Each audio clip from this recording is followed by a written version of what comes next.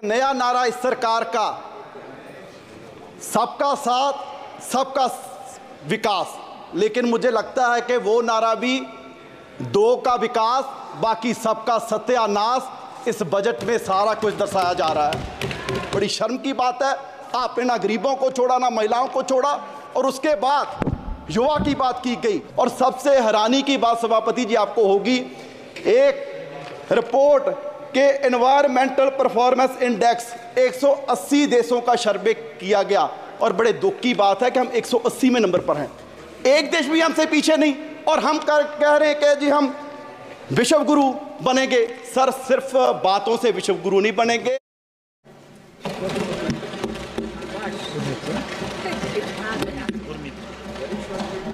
गुरमीत सिंह मीत हैर जी। गुरमीत सिंह जी। धन्यवाद सभापति जी, आपने मुझे अपनी बात रखने का मौका दिया। और सभापति जी, मैं शुरुआत क्योंकि पूरे बजट में मेरे प्रदेश पंजाब का जिक्र तक नहीं किया गया, मैं विरोध दर्ज करवाते हुए बात अपनी शुरू करना चाहूँगा। सभापति जी, जब मैं स्कूल में पढ़ता था तो दीवारों पे एक नारा लिखा रहता था, हम दो हमारे दो। और पूरे देश के लोग जानते हैं कि पिछले 10 साल 2 साहब की सरकार चल रही थी। अब उन 2 साहब के कंधों पर और 2 लोग बैठ गए हैं और वो पुराना नारा पूरी तरह फिट हो गया कि हम दो हमारे दो। सभापति जी, चलो ये तो पुराना नारा है, एक नया नारा इस सरकार का सबका साथ सबका विकास, लेकिन मुझे लगता है कि वो नारा भी दो का विकास बाकी सबका सत्यानाश इस बजट में सारा कुछ दर्शाया जा रहा है। सभापति जी, जिस दिन इलेक्शन का रिजल्ट आ रहा था तो स्वाभाविक है सारे लोग अपना देख रहे थे और पूरे देश का भी देख रहे थे कि क्या बन रहा है, किसकी सरकार बन रही है। और जब बीजेपी की सुई 230 और 40 के बीच अटकी हुई थी तो हम सोच रहे थे कि 5-10 और कम हो जाएं, लेकिन अब मैं कहता हूं भगवान का शुक्र है कि आपकी 240 आ गई। अगर 5-10 और कम हो जाती, पता नहीं बाबूजी नायडू जी के साथ कोई और बाबूजी आ जाते और इस वजह से और शिक्षा का, स्वास्थ्य का, मनरेगा का और किसानों का बजट और कम हो जाता। मैं समझता हूं कि पिछले 77 वर्ष से इतना मजबूरी बस बजट किसी सरकार ने नहीं पेश किया होगा जितना इस बार एनडीए सरकार ने बजट पेश किया है। मैं समझता हूं कि ऐसे नहीं कि हमारे जितने विपक्ष के साथी हैं वो बहुत खुश होंगे इस बजट से, क्योंकि हरियाणा वाले हैं, महाराष्ट्र वाले हैं, उनके वहाँ तो इलेक्शन भी है। लेकिन मैं उनको कहना चाहता हूं कि आप सरकार की मजबूरी समझिए। यूं ही कोई इतना बेवफा नहीं होता, कुछ तो मजबूरियां रही होंगी और मजबूरी सिर्फ यही है कि वो सत्ता वाली कुर्सी बचानी है और उसके लिए कुछ भी करना पड़ जाए। और उसके लिए आपने अपने बजट में जो 4 बातों का जिक्र किया है कि युवा का, किसान का, महिलाओं का, गरीबों का ख्याल इस बजट में रखा गया है। तो सभापति जी, किसानों से वादा किया गया था कि 2 गुना उनकी आमदनी करेंगे, एमएसपी का वादा किया गया, लेकिन बड़े दुख की बात है कि इसमें 27% फर्टिलाइजर पे सब्सिडी कम करके उन किसानों पर नया वोट पाने का काम किया गया और उनकी आमदनी और कम कर दी गई। क्या आपने कहा कि गरीबों की सरकार है और गरीबों को सबसे बड़ा बेनिफिट पूरे देश भर में अगर मिल रहा था तो मनरेगा से मिल रहा था और उसका भी बजट कम कर दिया।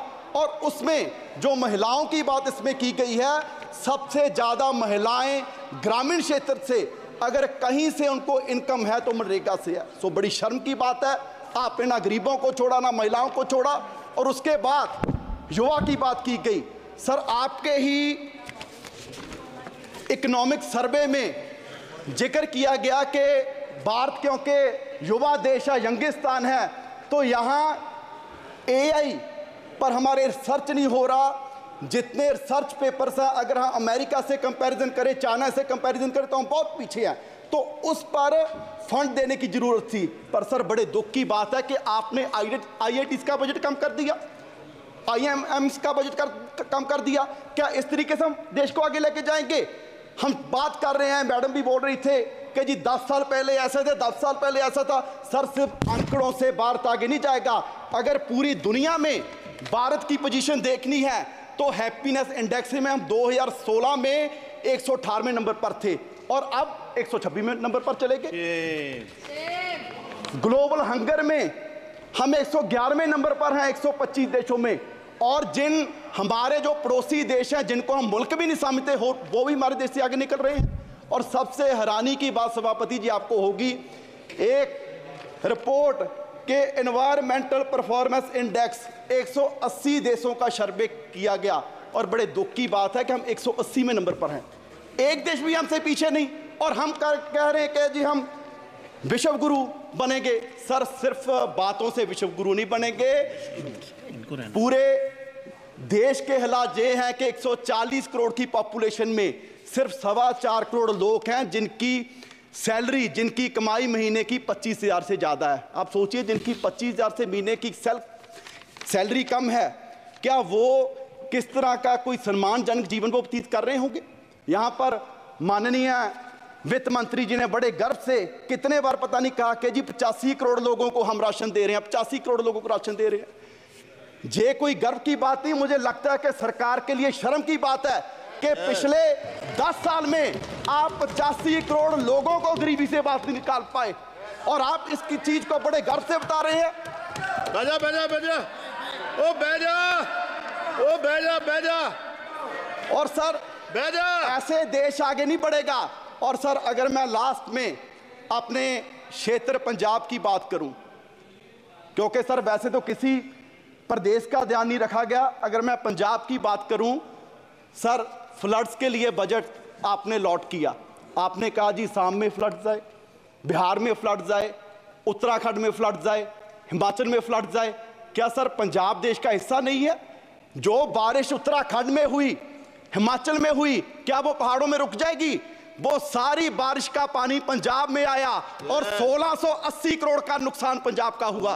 सर मैं उस समय इरिगेशन मिनिस्टर था, मैं तरन गया, मैं कपूरथला गया, मोहाली गया, रोपड़ गया और हमारे वहां सर क्षेत्र में ऐसा माहौल बन गया कि 3 फुट मिट्टी चढ़ गई और वहां मैं दावे से कह सकता हूं कि अगले 20 साल भी वहां खेती नहीं हो सकती। और सर 2 मिनट और सर मैं पंजाब के पॉइंट ऑफ व्यू से कहूं, इतनी नफरत पंजाब से क्यों है?